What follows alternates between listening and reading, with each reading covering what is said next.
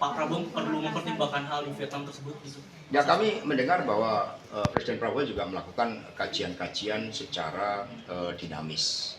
Bagaimana kebijakan nasional itu juga diselaraskan dengan tantangan-tantangan global. Nah, beliau juga melakukan diplomasi internasional yang sangat baik, sehingga saat ini pun termasuk di DPR itu juga melakukan kajian-kajian terkait dengan rasionalisasi anggaran, termasuk bagaimana proyek-proyek strategis nasional itu untuk dilihat kembali, tetapi tanpa dengan tetap memprioritaskan pada tujuan bernegara kita. Jadi kita percayakan dulu DPR melalui fungsi anggaran, legislasi, itu juga akan melakukan kajian-kajian. Itu yang saya dapatkan laporan dari Pak Said Abdullah, agar terkait dengan efisiensi anggaran itu kepentingan rakyatlah yang justru harusnya dikedepankan.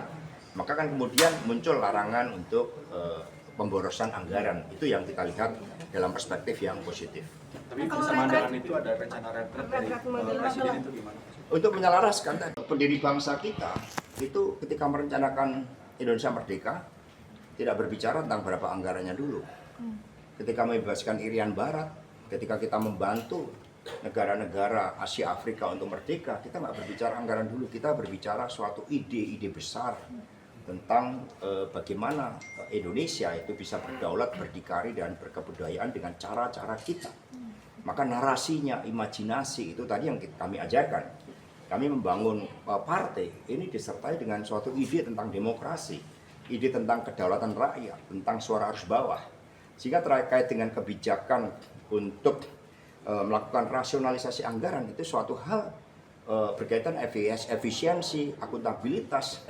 Sehingga kita memberikan dukungan atas kebijakan itu. Tentu saja skala prioritas agar sektor-sektor produktif untuk rakyat itu dikedepankan. Sehingga yang didorong, kami meyakini Presiden Prabowo juga akan mendorong kebijakan perekonomian rakyat ini. Ini yang juga kami ajarkan kepada kepala daerah dari PDI Perjuangan. Misalnya dari kota Surabaya, siap memberikan dukungan terkait dengan kebijakan makan gratis, tetapi kemudian juga melibatkan dari daerah, tetapi juga bagaimana UMKM untuk warung-warung rakyat itu juga misalnya dapat ikut berkontribusi. Itu salah satu masukan yang sangat positif dari kepala daerah PDI Perjuangan. Jadi memang ini situasi tidak mudah, ada pertarungan geopolitik, ekspektasi dunia untuk tumbuh dan berkembang juga masih menghadapi berbagai tantangan-tantangan global yang tidak mudah, maka lebih baik kita mengencangkan ikat pinggang dan kemudian mendorong kemampuan kita untuk berdikari.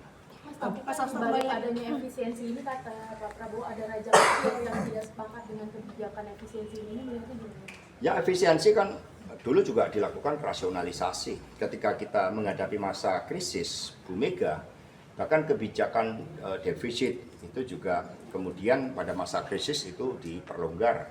Tapi kemudian kita melakukan langkah-langkah konsolidasi fiskal, mendorong pergerakan ekonomi rakyat. Dari pengalaman best practices dari Pak Abdul Asfar Anas tadi kan, beliau Banyuwangi itu maju karena juga dalam keterbatasan anggaran. Di situ justru menantang suatu inovasi dari kita.